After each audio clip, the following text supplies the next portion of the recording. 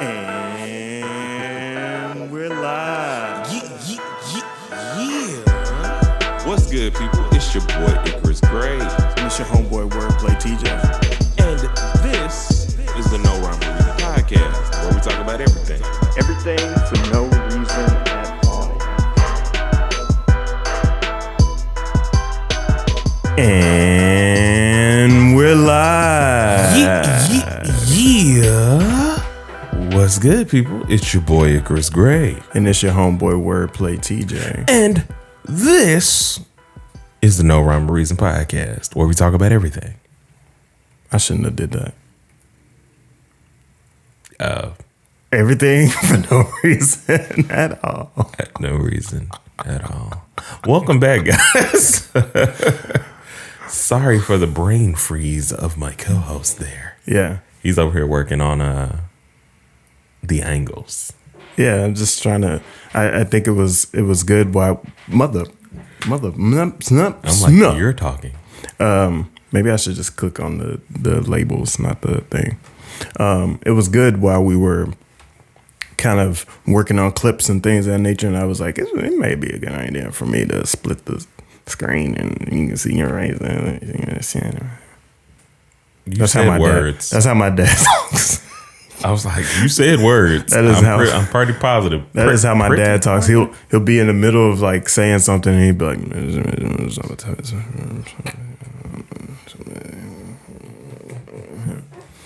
so that's him. Man, we got an action-packed show for you guys today. But before we get into all that, if you're enjoying this content, why not hit the subscribe button? Why do you slow down every time you make an announcement? I don't know. I don't know if it's like a thing where it's like, I think I have to transition into things. No. Just say it. Oh, well, since you're here watching us live, hit that bell, hit the subscribe button, then hit the bell to be notified whenever we go live. We would love to invite you guys to the Underdog community. And if you want to support the channel, you can join us on Patreon. We have different levels, so it'll only be $1 for a month if you just want to join in and get some extra content. And it goes all the way up to $50 a month if you want to support the content that we do. Yep. And make sure that you email us with all the things that you want to email us. If you have a comment about what we talked about today, then send it to nrorpodcast@gmail.com. Indubitably. Word. So first topic. Rest in peace, my dude. Rest in peace, my dude. So if you didn't hear the news, Virgil Abloh, long time. Well, I should speak on his talent, right? He's a designer. He's an artist. Sometimes he's a creative musician. He has a great skill set, but he's most known for collaborating and working with Kanye West. He's also head at Louis Vuitton. Am I right? Yeah, he had just gotten that job, I think, a couple months ago, if I'm not mistaken. Yeah. So Virgil. I'm gonna take those transitions out anyway. Virgil passed away, and he privately dealt with cancer diagnosis, and so when he dealt with that privately and quietly, and so when the news hit, it was a shocker to most of the world. I think we were in a situation where we were just like, what just happened? So that's just, I don't know. I think that's where we are. What do you think?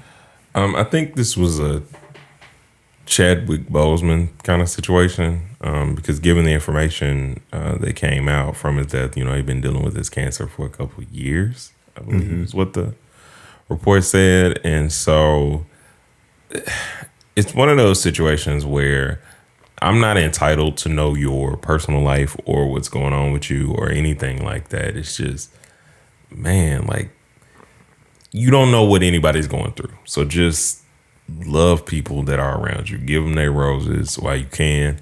I was listening to the House EP pretty much all night last night, which for those of you who don't know, it's technically like a collaboration project that him, Lupe Fiasco, and I cannot remember the producer in this current moment did. It's about 5 tracks, and him and Virgil. Virgil is kind of like narrating the album in a certain way. And what they do on one song, which I thought was apt for the things that we're doing and last week, is they have a song called Shoes, where they essentially design shoes for Ahmaud Arbery, if he would have still been here with us. And it's such a powerful song and such a powerful statement to just the kind of guy he was, especially during the time where he was under attack for the donation that he did or whatever, somewhere where he was asking people to donate something, and it was like he had given like $1 or something low, and people were like, "Oh, you gave something low," and doing that kind of thing. I don't think he gave $1. So. Well, the money doesn't matter. It was just it was a number of people would consider low is more accurately. So basically, yeah, people were like, "Oh, you're wealthy. Yeah. Why are you donating less? A small amount?" And what folks would consider small, and yeah, like, why are we worried about the amount of people's donations? I have no idea. It doesn't make any sense to me. But all in all, this dude was supremely talented, and it's a huge loss, bro. It's just one of those things. Like, I think that Black people, especially in that design space, especially with that job, like Louis Vuitton is huge. Like, at my past job, I used to sell them. I know how huge they are. I know how much care Louis Vuitton takes in their bags, their clothes, just their entire design style. Because even though you'll see, like, it's so easy to notice a fake once you touch the real. So being in charge of something like that, I think that was monumental for us, because representation does mean something. I know a lot of people try to like downplay it or whatever, but representation means something. And he was an impactful guy, man. I know, he just was. Yeah, so why is that transition still there? Anyway, I was just like, I try to get rid of anyway. He's the artistic director at Louis Vuitton. He's the CEO of Off-White, a fashion house out of Milan. And he's also a huge creative factor in a lot of Kanye West's album covers. So like Watch the Throne, Twisted Fantasy, what else? 808s and Heartbreak. So he did a lot of that artwork for those things. Yeah, I think he might have done the house cover. I don't know, but I'm not quite sure on that, so I'm not gonna jump out on a limb. But this was unexpected, and I don't know, man. Our RIPs don't get easier.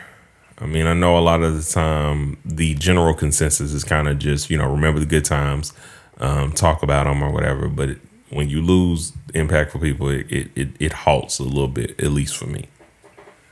So, but rest in peace to Virgil. I can't get the transitions to cut off. I don't know what's up. Transitions. Anyway, speaking of transitions, right? Like that's important. We need to move on to the next thing. We're trying to quicken the pace of this a little bit. Pick it up. And so maybe we can end in about 30 minutes or so. So your reaction? So I watched. Go ahead. to they didn't even announce it. They don't know what I'm talking about. So We recently Cowboy Bebop came out on Netflix, and we wanted to see how we felt about it, and so I'll let you start off with that. So I did the first episode because I kind of wanted to see what the Netflix live adaptation was going to try and do with their take on Cowboy Bebop, where they were going to kind of go with it. And my first experience with it was I did enjoy it for what it is. It is a live action adaptation. If you come on looking for a different experience, I don't necessarily think you'll get that. If you're looking for them to like perfectly adapt that, it's just not gonna happen. Like, it's just not. But for all of the parts that they had or that they placed into the series, I was very satisfied with what they did, and I like the tone currently. Yeah, so my point of view is a lot of times these adaptations have a lot of like cringe-worthy notes. Mm-hmm. And I've full disclosure, I've never watched Cowboy Bebop, but I didn't feel any cringe-worthy notes. And so even if you've never seen Dragon Ball Z, when you watch that live adaptation, it is garbage. Garbaggio. So I think for context, this adaptation works for people that have never watched Cowboy Bebop and have watched Cowboy Bebop, but I could be speaking for people out of turn. On some levels it does, just because there's so many things that currently, like even in the first episode, they kind of changed from the regular series. Mm-hmm. So I would recommend watching both. They are both on Netflix. They literally show them in such a way that you'll forget that there's a live action adaptation if you're not specifically looking for it. But the current liberties that they've taken that are slightly different, and you can just do this off of the rip, is Jet has a daughter in the series, which is a completely different thing from the anime. And I think they're using that to make it a bit more family friendly or something like that. But I'm not quite sure as to the purpose of it yet, because I haven't watched any more than the first episode. But the tone is perfect. The tone is pretty much the anime in the sense that this is a space cowboy future noir. And they hit all those notes perfectly. They set up the tragic feeling of the series, and I'm thoroughly satisfied with it. Okay, well, I think what they're using his daughter for is to make sure that just make sure that there's no like. He's a big scary black man, so therefore you gotta soften him up and give him a little bit of like, you know, make viewers feel as if he has something to go for, that he has a little bit of emotion there. But ultimately his character has a lot of dynamic range. So yeah. I don't know that that's a piece that's helpful, or just, you know. I mean, currently it's really, I'm not gonna say it's not helpful, but if you watch the anime, you'll see that it wasn't necessarily needed. Yeah, that it was one of those things that if you had kind of just gone with the story, you would have gotten to the places where it's like, oh, okay, cool, we get that Jet is not a jerk, yeah, or a scary black guy, but who would care about his daughter, right? It's probably going to be female viewers. True. A little bit more. Okay, I can see it from that point. If we're trying to like frame it in a different way to give more insight on the characters in a connecting point kind of way, yeah. Because essentially the series focuses more around Spike in Cowboy Bebop. Like, you'll get certain storylines that'll involve the rest of the crew, but the through line is Spike and the Syndicate, which you'll learn about later. Right. And when we speak about like kind of dynamic characters, yeah, if in the anime Spike is the primary dynamic character, you have to add more of that. Is it dynamism? You have to add more of that to Kaboom. you have to add more of that to every main character, not just the primary. So it is what it is. You want to... I got to bring it all the way down. Listen, before you was going to say it, I had to get ready because... That's too low. It's time for whether or not Wordplay TJ can guess these anime plots. The rules are very simple. I give TJ a picture. I tell him the name of an anime, and he has to tell me what it's about. If he gets it right, he gets a... All right, you can't hear it. Doesn't matter. He gets sounds. If he gets it right, Lil Wayne says that's right. If he gets it wrong, Pusha T's like, ugh. Because he's disgusted that he even thought that could be an anime plot. So you gotta explain the rules without the music. That's what it is. Yeah. Because then I'll be wanting to. Let me just fade the music down. Yeah. Fade this back in. So, like I was saying, if he gets it right, Lil Wayne says, yeah, right. If he gets it wrong, Pusha T is like, Yeah. all right. And that's how that generally goes there. So this week, I gave him Hitman Reborn is the anime plot you will be guessing today. Hitman. Also, I was trying to rescale that, but that didn't work. Well, it did work a little bit. yo, it's crazy. I just wanted people to be able to see it a little bit more. So, Hitman. All right. This one actually should be easy, right?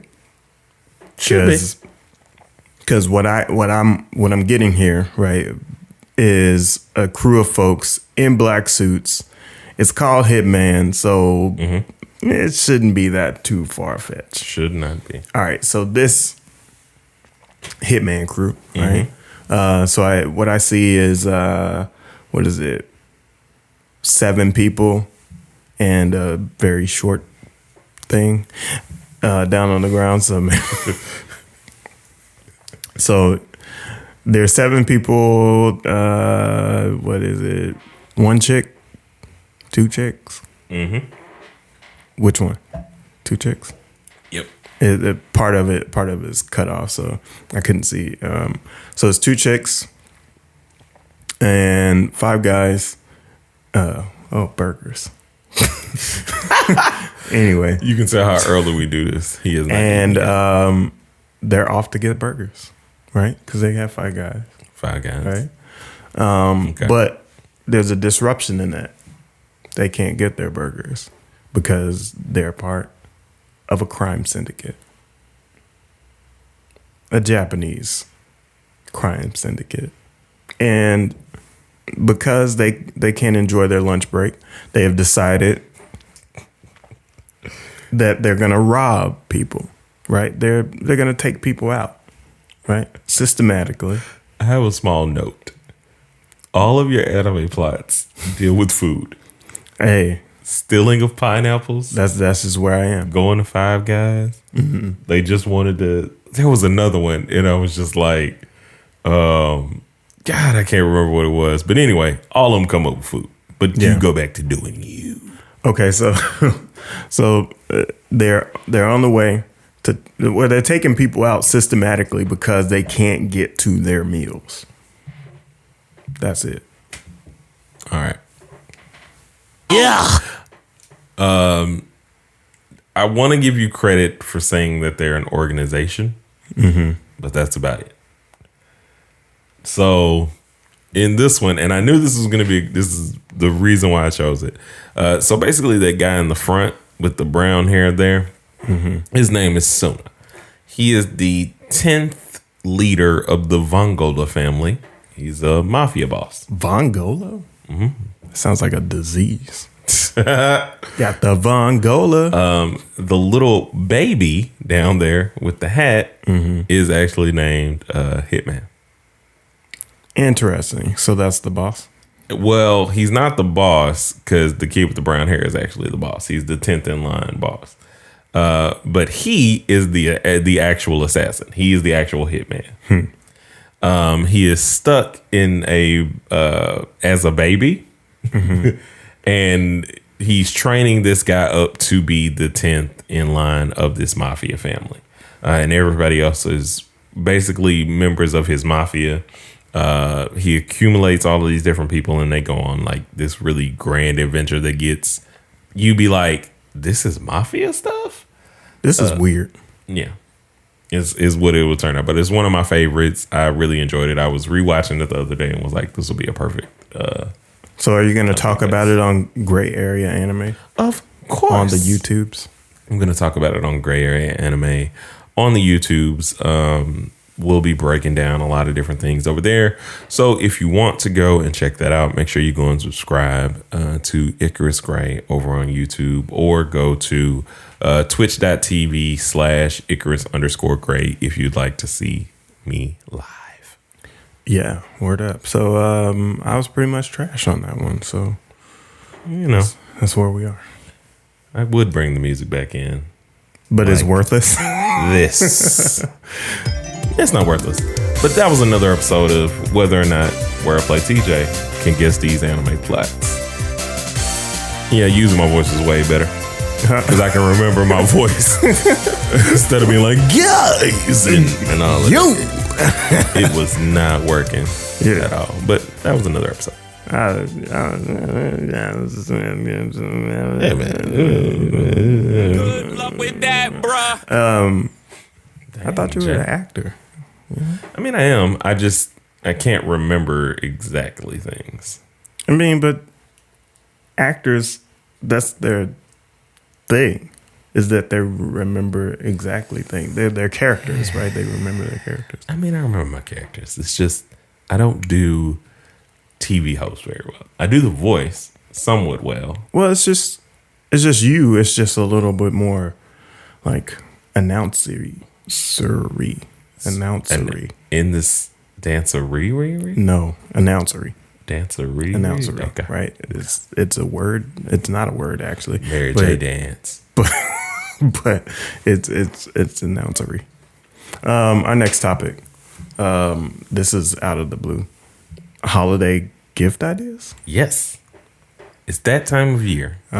Gosh. And I'm gonna go now. The The show is over. I figured we could help the viewers out a little bit With what? with ideas. With their addiction True. to stuff. To stuff. But I wanted to give them some practical I'm judging advice. I wanted to give practical advice. And what inspired me for this was watching Jingle All the Way. What? Specifically. Oh my God. You remember the movie? I Yes? was Okay. I was inspired by Jingle All the I Way. was, because the funny thing about those movies is, and like, I think I've grown to a point where as an adult, I just pick apart all of the movies I used to watch when I was younger and see like, why did I think this was cool? And there were so many things in that movie that I just did not notice. But the most important being the fact that he kept forgetting to go and get this gift, and That's Tim Allen, right? no, Arnold Schwarzenegger Oh, got it. I'm thinking about the wrong one. and Sinbad, I'm thinking, what is it? the Santa Claus. Yeah. Yeah, we used to watch that literally. I feel like once a year in elementary. They're all the same, They are. basically. But anyway, Gotta do the thing for the kids, and the kids are ungrateful. So boom. But the big thing that I wanted to talk about with this in terms of holiday suggestions, not that we're going to give you actual gift ideas, so to speak, outside of, going to wordplaytj.com and buying merch. Because, why would you not look as cool as I do in my On the Map music group t-shirt? It's so good. Or you could get things like the hat that TJ has on right now. Lean your head down. Let them see your hat. Hat. But what I wanted to do was give more practical ideas of how to handle stuff like this. Like, yes. How to handle buying gifts? Well, timing and being fiscally responsible. Okay. So what I would always say, This type of show. yes. Yes. All right. Because like I'll roll with it. I could have gave y'all some stuff, but I just would have been talking about gaming stuff that I like, and that ain't finna help y'all. I mean, but that's what this podcast is about. Well, it's not. Listen, Yo, here's what I'm gonna tell you guys. the nerdiest thing we could do right now, Is and talk we're about gonna avoid it. We're gonna get back to it. It's next. It should be next. All right. There should be a. right, I so- better see a. I asked for a picture. Let's quickly give them. I don't have Okay. it. So the. Oh God. Okay, don't we'll have just it. talk about it. I can Photoshop it really quick. No. You're just gonna. Now you just have. Now the next frame is you have to look extremely excited. And just let me Photoshop it. You know. Are you about? You know what? I cannot. But the big thing that I was wanting to tell you guys is try and get your gifts early. Like seriously, I know that it can be a pain to try and hide gifts from your kids, but we have to get out of this conditioned way of thinking. You know. What do you mean by that? Much like what you were saying earlier with the whole, like you were judging folks. Oh yeah, Judging folks because y'all don't get take caught up my in judgment seriously. Though. that well, not in a bad way, but the reason you were saying it is still a true sentiment, which is you're getting caught up in their methods to get you out here shopping. Yeah, And we have to start. I want us blurs, all of us, to be more fiscally responsible. black nerds. If you don't know, Oh yeah, if you didn't know the terminology, and if you don't, it's for us anyway. Kev on stage voice. what man? Listen, Don't it's ignore coming me up. right It's now. coming up. My bad. But so I wanted y'all to know to just try and get your stuff early, to plan things out, to kind of see what people like. It's okay to get people gift cards. It is okay if you are not very talented at getting a person exactly what it is that they want. So instead of ruining someone's day, Nigga, I prefer just get gift cards. Like, leave someone the choice. The only time that I would suggest that you do anything other, That was loud. it was super loud. But I forgot I need to turn that. There we go. Now you can make all the noise you want and the computer sounds will not come through. But a lot of what we end up doing is if you know exactly what it is that somebody wants, then you can go ahead and get it. But if you don't, just give them a gift card. For gamers, though, specifically, I will give some suggestions. I lied, folks. Oh my gosh. I lied. Big lied. And you can still give them a gift card You can still give them a gift card. to but I'll give whatever you like extra store one. they shop at. But for gamers, here's a couple things that you can do. Definitely give them a gift card to GameStop or whatever your favorite gaming store is. The other thing, especially like kids and so on and so forth, will like, especially this is for grandparents, figure out what system it is they have first. And like write down the specific words your kids give you so you don't mess this part up. But give them gift cards to Nintendo Switch Online, PlayStation Online, Xbox Game Pass. So that way, if you want to buy them a game, the general price range will be anywhere from $30 to about $60, depending upon which system they have. Get them those kind of things. It'll make your life a whole lot easier and a lot more simplified to just kind of, give good gifts. If you're giving gifts to us and sending things to a P.O. box that we'll talk about sometime way later because we don't be wanting gifts right now. Don't send me nothing. But, me personally, if you was to send me something to the P.O. box that'll come up later, fan art. I'm big into anime stuff, so I want myself as different in different anime styles. We gotta have some fans first. We got fans. Don't you disrespect the fans that we have. We currently have 4 viewers. 3 of them are probably from Facebook, but let me double check. We have a lot of people that are watching us because we are stars, superstars. That's what you want to believe. I do. And I will continue to believe it. But anyway, yeah. And So- now You want to talk about this? I do. Even though Are there any games that are coming out before we get this far that you think people will be interested in? well, currently right now, Pokemon Brilliant Diamond and Shining Pearl are out. But no other huge titles that didn't come out like in October. So if you're looking for game suggestions for your Nintendo Switch, I would suggest Metroid Dread. It's always good to get Breath of the Wild because I'm pretty sure that Breath of the Wild 2 will be coming out next year. We should speak about this right coming up. Yeah.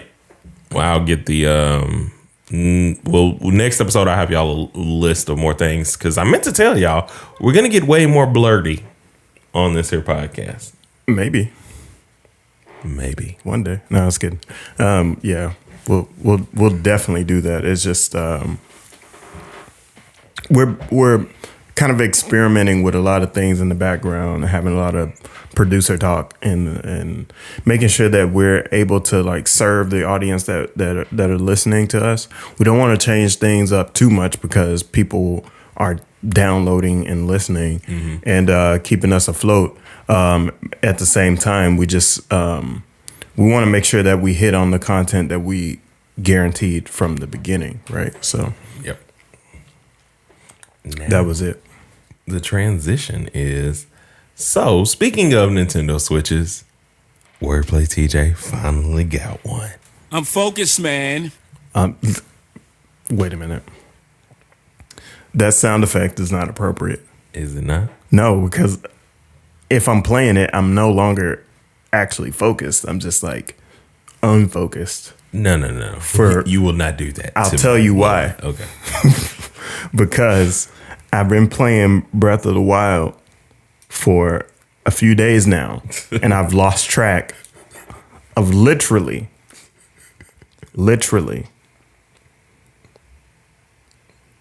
8 hours. Oh, that is a lot for you. That is a massive amount of time for me. Okay. Let me show y'all the difference here and tell you why that is bad, but still good. It's manageable in the sense that for him it's terrible because 8 hours out of his day spent doing that is crazy. Yeah. But for me, like, so in a week, so you've had it since Tuesday. So, Yeah. wait, no, that is bad. Yeah.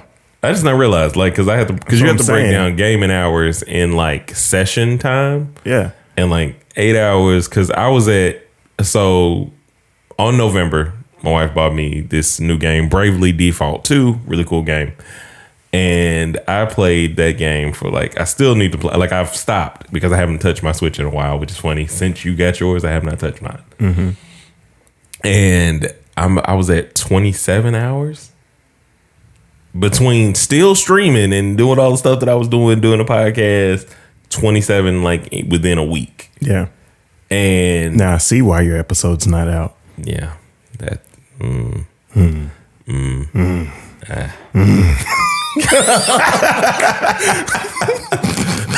Judgment. but yeah, so what are you thinking of it thus far outside of what is your current Breath of the Wild experience? Well, all right. So for one, I like playing games. That's just it's a no-brainer. But the difference between now and when I was in high school is I had way less obligation and responsibility. Right. And so because I like gaming, the most recent system that I had was a 3DS XL. And it was great. So I would play all the old Pokemon games that I like to play, and that's pretty much it. Outside of that, Dang, I realized we promised them a red and blue series. Yeah, sorry about that, y'all. Yeah.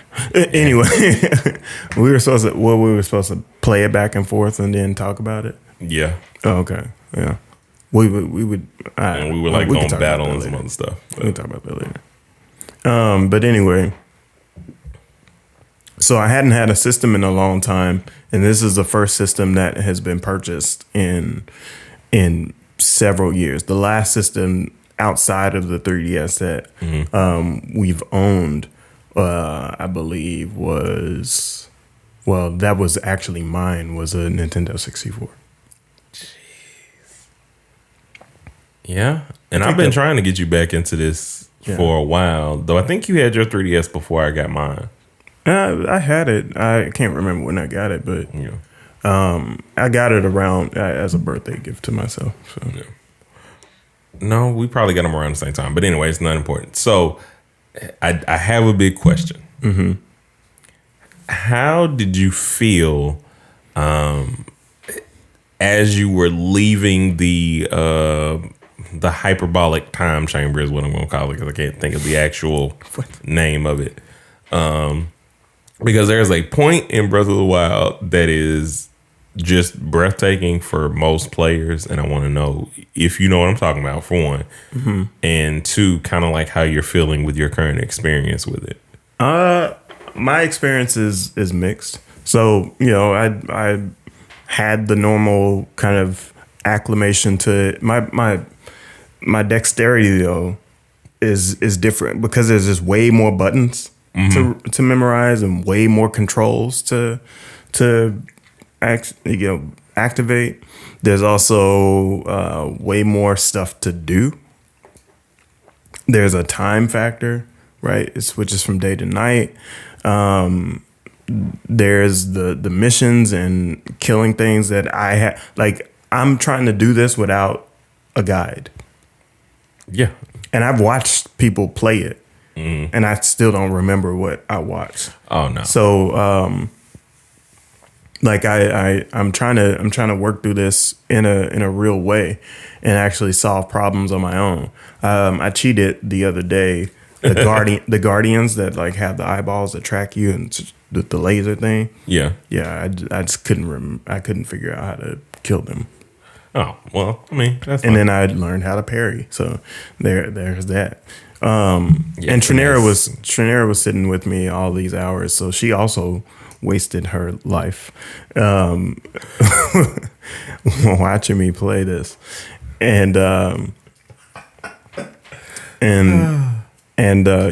So while I was playing, I was just kind of investigating, and she was kind of helping me solve problems and things of that nature. I finally got my paraglider, which was a bitch.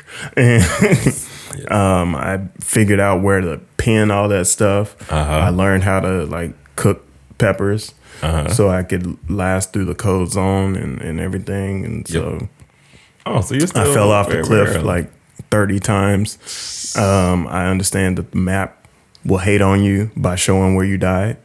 And well, some hate, but also very needed. Why? This map is massive. But I mean, you will forget. Like if you died and you didn't save in a certain way. I have a spatial memory. Well, you're good, but a lot of people like Connect. Mm-hmm.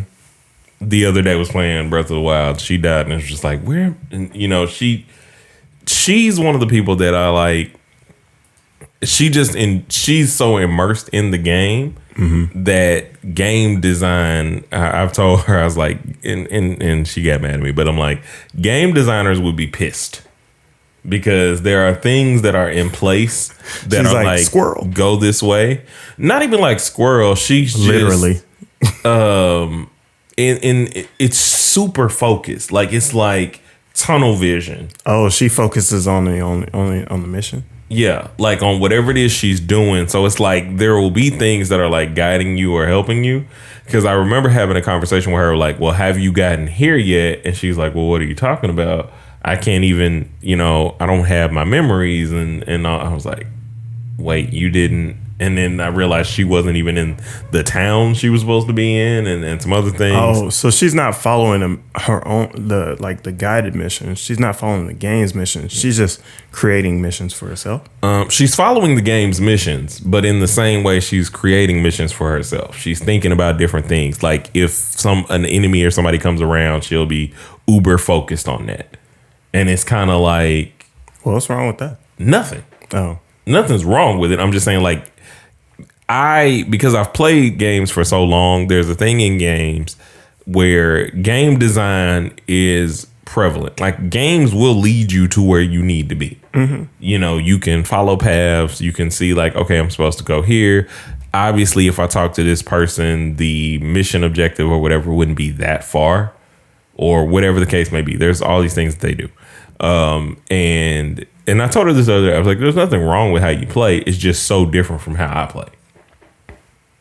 word. Because I'm like you said, I'm spatially You aware. finish like the mission, and if there's an enemy on the way, you just bypass them.